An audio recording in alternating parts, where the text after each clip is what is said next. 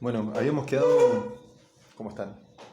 Habíamos quedado en la última clase leyendo el cuento de A la deriva de Quiroga. Habíamos conseguido reconocer algunas cosas, ¿sí? Entonces vamos a repasar un poquito de eso eh, y luego vamos con algunos otros detalles. ¿Sí? Habíamos visto, por ejemplo, eh, los personajes, ¿no? Habíamos hablado inclusive hasta de tomar a la víbora como un personaje, de a los compadres que menciona, que no aparecen en sí en el relato, pero aparecen en la memoria del protagonista, ¿sí? Después claramente el protagonista Paulino como personaje principal. Habíamos visto también qué tipo de narrador tenía, ¿verdad? Que habíamos hablado de un narrador externo, omnisciente, ¿sí? Que sabe absolutamente todo lo que va pasando, qué es lo que siente el personaje, todos los personajes.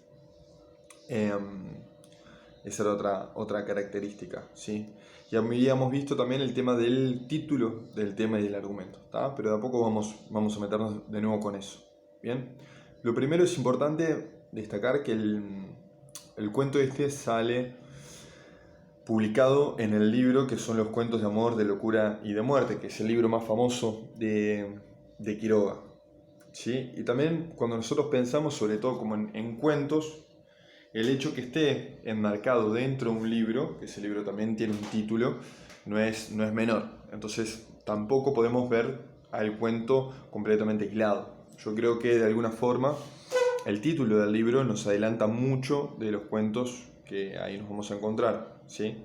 En este caso, en general, los cuentos de Quiroga, de ese libro, están vinculados con esos tres tópicos, ¿sí? Con la locura, el amor y la muerte, ¿sí? Pero también hay otra relación interesante que podemos trazar, y es cómo para Quiroga tanto la locura como el amor pueden llevar de cierta forma hacia la muerte, o que están vinculadas con la muerte, ¿sí?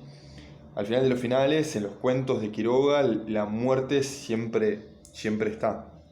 Luego el amor y la locura, en algunos aparecen los dos, en otros solo uno. Por ejemplo, en A la deriva no pareciera haber una presencia del amor como algo importante en el relato, ¿sí? Pero sí vemos cómo, de alguna forma, a partir de la picadura de la serpiente, y eso lo estuvimos viendo en clase, comienza el protagonista en una especie de delirio por momentos, ¿no? A partir de todo lo que le genera esa picadura de esa serpiente.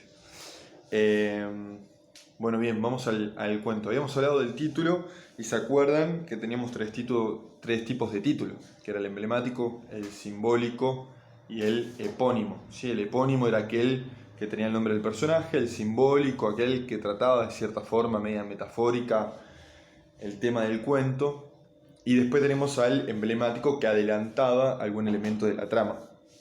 Habíamos hablado de que a la deriva de repente se podría considerar tanto emblemático como simbólico porque adelanta algo de la trama, eh, pero también como que todo el cuento gira en torno a esta cuestión de estar perdido, ¿no?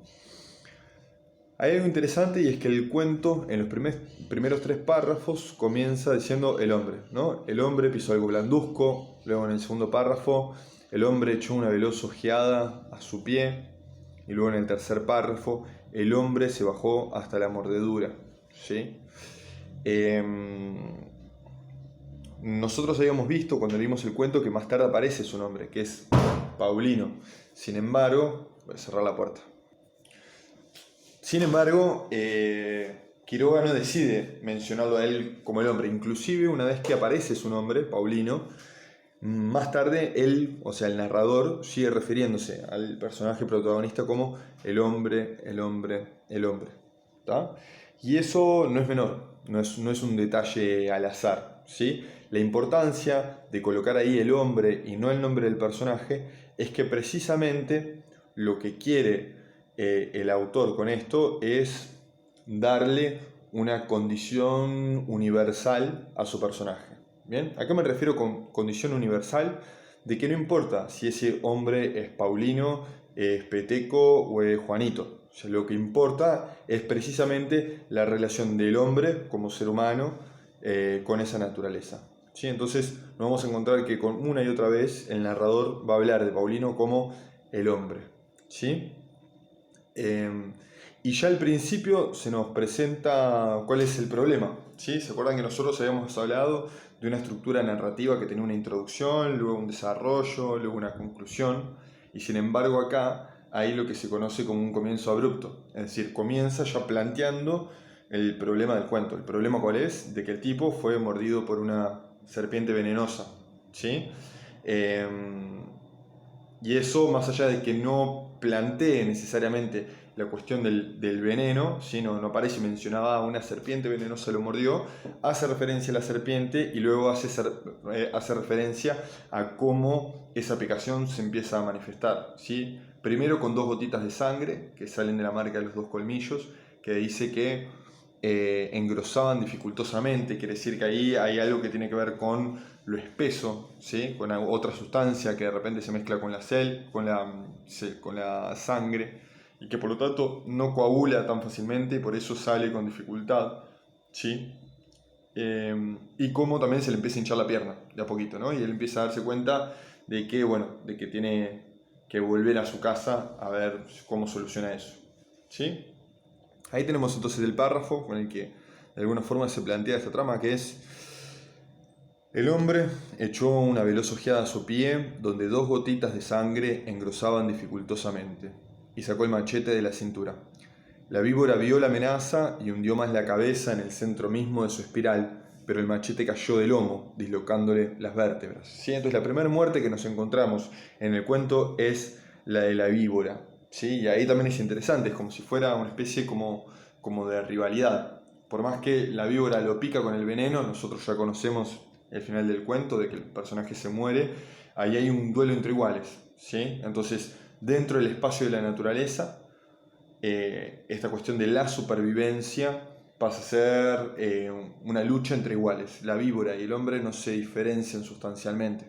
Inclusive, cuando comienza diciendo que el hombre pisó algo blanduzco, te indica que básicamente la víbora lo mordió porque él la pisó. Entonces ahí hay una casualidad, pero que genera una violencia y por lo tanto un enfrentamiento, ¿sí? Y el destino tanto de la serpiente como del hombre es el morir. ¿Bien? Seguimos con la lectura. El hombre se bajó hasta la mordedura, quitó las gotitas de sangre y durante un instante contempló. Un dolor agudo nacía de los 2 puntitos violetas y comenzaba a invadir todo el pie. Apresuradamente se ligó el tobillo con su pañuelo y siguió por la picada hacia su rancho. El dolor en el pie aumentaba, con sensación de tirante abultamiento, y de pronto el hombre sintió 2 o 3 fulgurantes puntadas que, como relámpagos, habían irradiado desde la herida hasta la mitad de la pantorrilla. Movía la pierna con dificultad.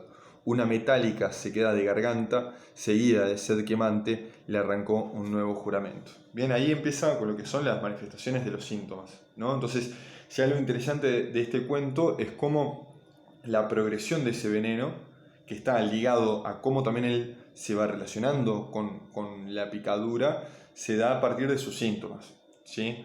Ya vamos a llegar al final y se los voy a hacer recordar de nuevo, pero si ustedes ven el final, cuando él de repente piensa que ya se pasó todo, él anímicamente está mejor. Sin embargo, en este momento en que fue recién picado y que las manifestaciones del veneno son tan punzantes, su estado de ánimo es catastrófico. Entonces, esa evolución de cómo con la picadura de la serpiente el veneno va haciendo su efecto y el hombre se va deteriorando, lo vamos a ir conociendo a partir de la descripción de sus síntomas, ¿sí? No se nos va a estar diciendo, está cada vez más próximo de la muerte, o formas más literales, sino, bueno, primero se le hincha la pierna, luego pasa esto, luego pasa lo otro, ¿sí? Y a partir de cómo su cuerpo va mutando, cómo va experimentando ese veneno, vamos sabiendo hacia cuál es el destino del hombre, ¿ok? Bueno, si voy muy rápido, no me pueden decir que voy muy rápido, así que en todo caso van para atrás y lo escuchan de nuevo. ¿Tá? Bueno, ahí llega al rancho, llama a Dorotea, le da caña, siente que no hay ningún efecto, no le siente gusto a la caña, por lo tanto ve que en su boca hay algo que tiene que ver con las papilas gustativas que no está funcionando, con la saliva, ¿ok? Y luego, cuando se da cuenta de eso, dice, bueno, esto se pone feo, murmuró entonces, mirando su piel lívido y ya con lustre gangrenoso. Sobre la honda ligadura del pañuelo, la carne desbordaba como una monstruosa morcilla. ¿Sí? Ahí tenemos 2 parentescos. Esto se puede llamar como una especie de metonimia, ¿sí? Después les explico en otro momento qué es una metonimia.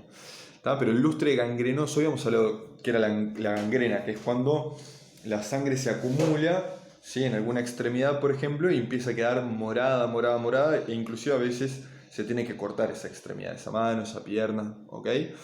Entonces, con esa pierna gangrenosa, él se había atado el pañuelo y de repente la carne que sobresalte de esa atadura aparece una monstruosa morcilla precisamente porque está gangrenosa, ¿sí? Entonces lo que emparenta a la morcilla con la gangrena es tanto la carnicidad como el color, ¿ok? Entonces ahí tenemos dos elementos que son parientes. ¿Bien? Los dolores fulgurantes se sucedían en continuos relampagueos y llegaban ahora a la ingle. La atroz sequedad de garganta que el aliento parecía caldear más aumentaba a la par. Cuando pretendió incorporarse, un fulminante vómito lo mantuvo medio minuto con la frente apoyada en la rueda del palo. Y luego continúa, pero el hombre no quería morir, y descendiendo hasta la costa subió a su canoa. Bien, entonces acá tenemos un segundo momento, bien, del relato. Si en un primer momento se nos plantea cuál es la trama, que tiene que ver precisamente con la picadura y un atisbo de que algo le está pasando, de que este hombre se puede morir, sí, acá tenemos una irrupción donde el hombre plantea una rebeldía. ¿Cuál es esa rebeldía? Su aferro a la vida. Bien, entonces, si ustedes se acuerdan cuando discutimos en clase, decían que bueno, que él de repente cuando se estaba por morir o que el tema del cuento podía hacer revalorizar la vida, yo creo que de alguna forma en realidad no hay un tema de revalorizar la vida. A él le gusta su vida, está bien con su vida y no tiene ganas de morir, ¿sí? Y por eso se emprende en una excursión tal que es la de subirse a la canoa, ¿no? Sentóse en la popa y comenzó a palear hasta el centro del Paraná. Allí la corriente del río, que en las inmediaciones del Iguazú corre 6 millas, lo llevaría antes de 5 horas a Tucurupucú, ¿sí? Ahí tenemos la ubicación geográfica. Sabíamos que estaba en la selva, pero ahora tenemos una ubicación específica, que eso era algo importante cuando vemos el marco narrativo, ¿sí? Que era el lugar, el tiempo y quiénes, ¿sí? Luego vuelve a mencionar, como les había dicho en un inicio, el hombre con sombría energía pudo efectivamente llegar hasta el medio del río, ¿sí? Luego sí, en el siguiente párrafo, la pierna entera hacia medio muslo era ya un bloque deforme y durísimo que reventaba la ropa. El hombre, nuevamente, cortó la ligadura y abrió el pantalón con su cuchillo. El bajo vientre desbordó hinchado con grandes manchas lívidas y terriblemente doloroso. El hombre pensó que no podía llegar jamás él solo a Tucurupucú y se decidió a pedir ayuda a su compadre Alves. ¿Ok?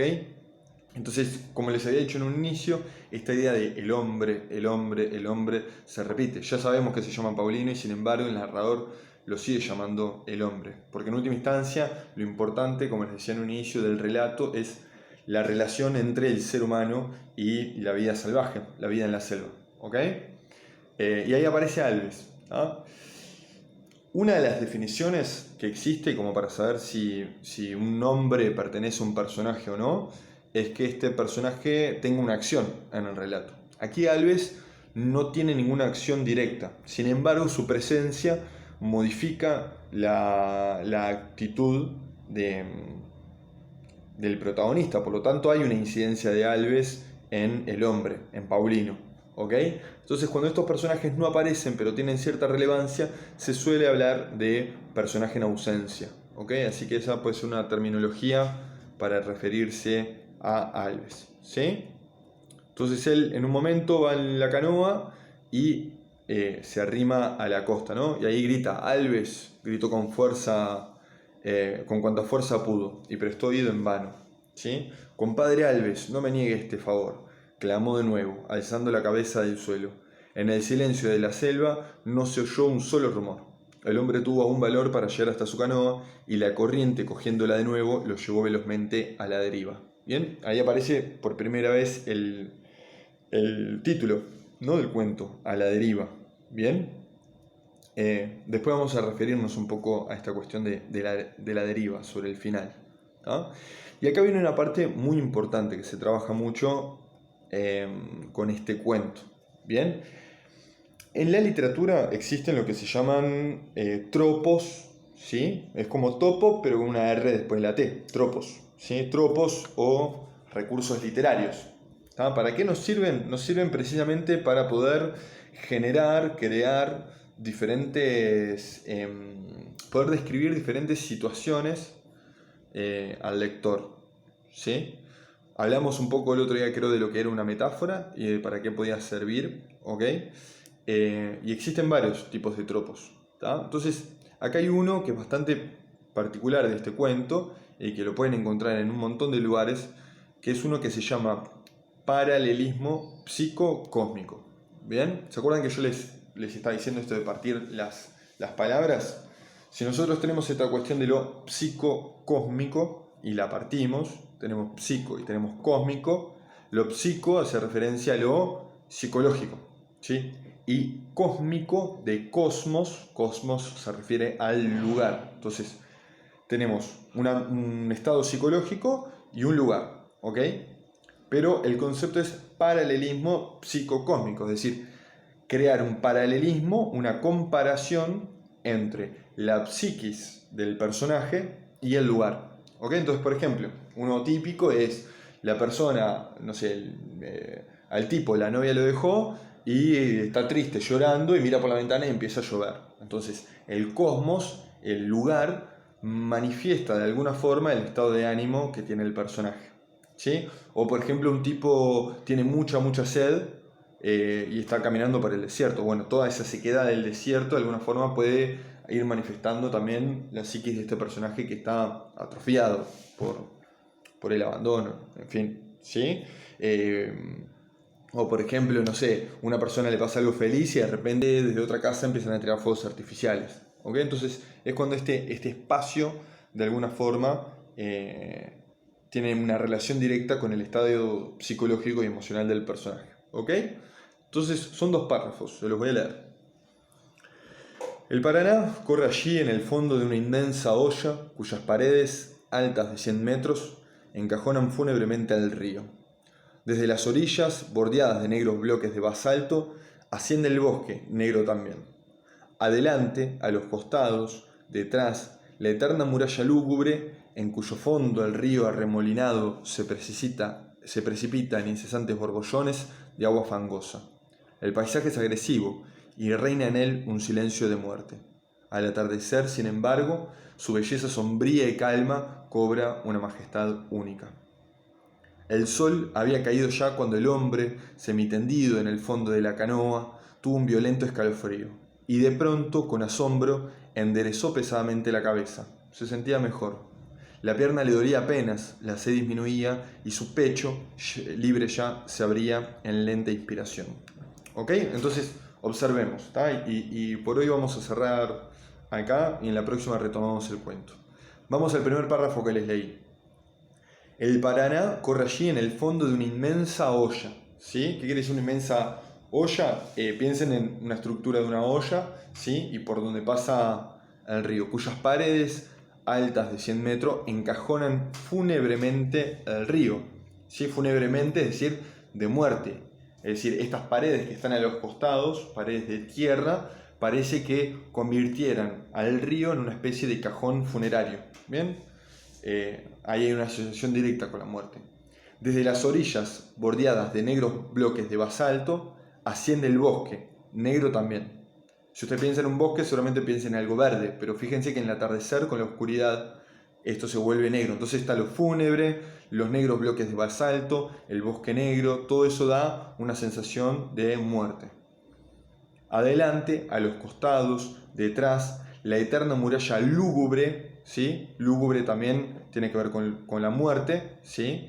En cuyo fondo el río arremolinado se precipita en incesantes borbollones de agua fangosa. ¿Tá? Todo el tiempo está como loco ese río. Quiere decir que tenemos todo un espacio oscuro, negro, hostil, de muerte, precipitado, loco, ¿sí? Y dice el autor, el paisaje es agresivo y reina en él un silencio de muerte. ¿Tá? Toda esa agresividad, sin embargo, está reinada por un silencio de muerte. Ya está, ahí está la muerte. ¿Ok? Al atardecer, sin embargo, su belleza sombría y calma cobra una majestad única. Entonces, frente a todo lo que es la selva, que es muerte y oscuridad, de repente al atardecer todo parece calmo y todo parece que va a estar bien, ¿sí? Y todo parece bello. Luego tenemos la descripción del hombre. El sol había caído ya cuando el hombre, semitendido en el fondo de la canoa, tuvo un violento escalofrío. ¿Sí? Ese escalofrío es tan violento como la selva antes del atardecer. ¿Okay? Es un escalofrío negro, lúgubre, funerario. ¿Sí? Y de pronto, con asombro, enderezó pesadamente la cabeza. Se sentía mejor, ¿sí? Como cuando llega el atardecer. La pierna le dolía apenas, la sed disminuía y su pecho, libre ya, se abría en lenta inspiración. ¿Ok? Entonces hay un paralelismo entre lo que es el atardecer en la selva, que pasa de una cuestión violenta a una cuestión de paz, ¿sí? Con el estado del hombre, que pasa de estar con unos síntomas horribles a sentirse mejor. ¿Ok? Pero ¿qué pasa luego del atardecer? Siempre llega la noche. ¿Sí? ¿Y cuál es la comparación posible con el estado del hombre? Me parece bastante obvio. ¿Ok? Entonces, bueno, espero que se les haya hecho tranquilo. Y bueno, nos encontramos en la próxima videoclase. Hasta luego, chilines.